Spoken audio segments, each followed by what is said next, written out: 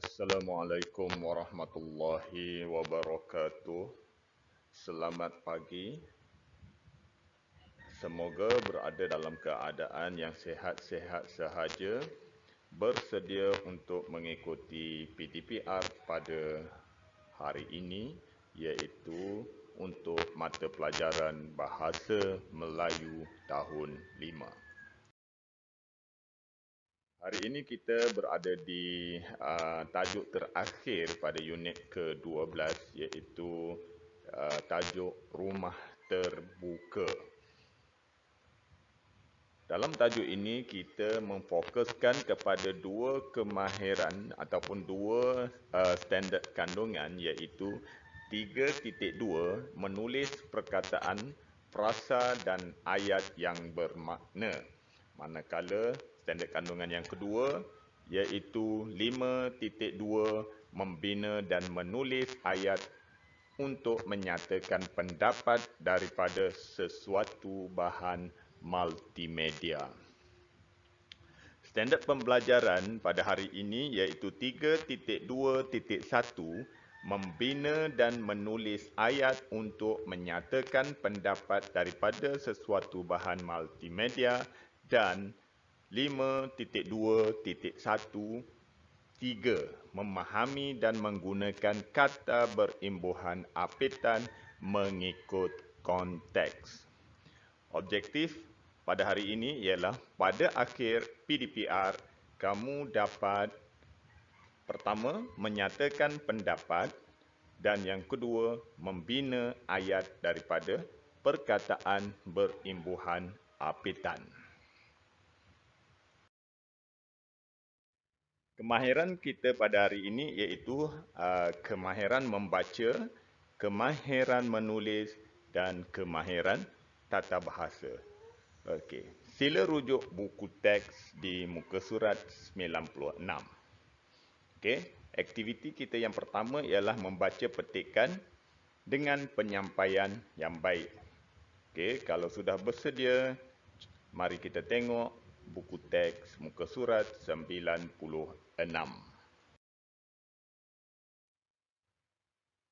Baiklah, saya akan baca, kamu pun akan baca sama-sama dan cuba perhatikan apakah yang terdapat dalam buku teks tersebut menerusi rencana rumah terbuka. Apabila tiba sahaja musim perayaan, murid di Malaysia akan mengambil kesempatan untuk mengunjungi rumah terbuka rakan dan meraihkannya pada peringkat sekolah. Amalan ini sekaligus dapat mengeratkan perpaduan kaum. Amalan rumah terbuka membantu murid memahami budaya, adat resam dan pantang larang kaum lain. Mereka akan merayakan perayaan itu bersama-sama, walau berbeza latar belakang, budaya dan agama.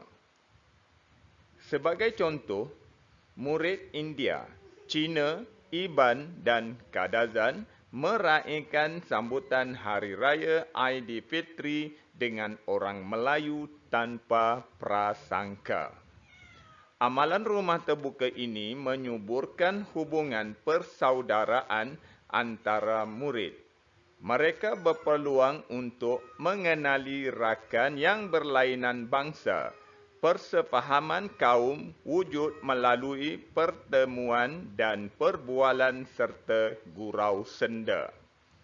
Selain itu, amalan rumah terbuka juga memberikan peluang bagi murid mengenali dan menikmati kepelbagaian masakan masyarakat Malaysia. Misalnya, masyarakat India gemar menyajikan manisan kepada tetamu. Oleh itu, sikap menghormati tradisi kaum akan kekal terjalin. Keindahan, keunikan dan kehalusan budaya dalam amalan rumah terbuka akan melahirkan generasi yang bangga akan warisan perpaduan yang dimiliki. Okey, seterusnya, aktiviti menulis pendapat berdasarkan soalan. Okey, soalan yang pertama, bagaimanakah rumah terbuka dapat memupuk perpaduan kaum? Okey, yang kedua, mengapakah rumah terbuka mendapat sambutan apabila setiap kali diadakan? Okey, awak boleh tengok soalan ini dan jawapannya awak boleh cari dalam petikan. Okey, kita tengok aktiviti yang seterusnya. Aktiviti yang ketiga iaitu imbuhan apitan. Apa itu imbuhan apitan? Imbuhan apitan bermaksud sejenis imbuhan yang terdapat pada awal dan akhir sesuatu kata dasar secara serentak. Okey, kata dasar ada imbuhan di depan dan ada imbuhan di belakang. Itu kita panggil imbuhan apitan. Jenis-jenis imbuhan apitan ada 4. Men, kan, men, i, pen, an dan ke, an. Okey, ME, lepas tu N dengan huruf besar, bermaksud dia boleh jadi me, dia boleh jadi mem, dia boleh jadi meng, dia boleh jadi men. Okey. Sama juga dengan PE, N huruf besar, dia boleh jadi pe, jadi pen, boleh jadi peng. Okey. PENG, PENY, dia semua boleh. Okey, kita tengok yang pertama. Men-kan dan men-i. Okey, merujuk kepada sesuatu yang dilakukan untuk faedah orang lain ataupun perbuatan. Okey, contoh perkataannya membasuhkan. Okey, contoh saya bagi ayat ya. Ali membasuhkan kasut adiknya yang kotor. Maknanya dia membasuh itu adalah perbuatan, membasuhkan ni untuk faedah orang lain. Dia basuh untuk adik dia. Okey, contohnya yang lain, menyanyikan, menanggalkan, menceritakan. Ini adalah men-kan. Okey, yang men-i contohnya, menghadiahi, menjalani, menghampiri, melepasi. Okey, yang ketiga, pen-an. Merujuk kepada tempat, perbuatan dan keadaan. Okey, contoh, pelancaran, perpustakaan, permohonan, penderaan. Okey. Dan yang akhir sekali, ke-an. Menerangkan sesuatu hal, tempat atau sifat. Contoh, keberanian, keadaan, kebudakan, kediaman. Okey, kita tengok imbuhan yang terdapat dalam petikan tadi. Men-kan, men-i, pen-an, ke-an. Tengok ada banyak tak dalam ni. Tengok ya, apabila tiba saja musim perayaan. Kata dasarnya raya, dia ada pe-an.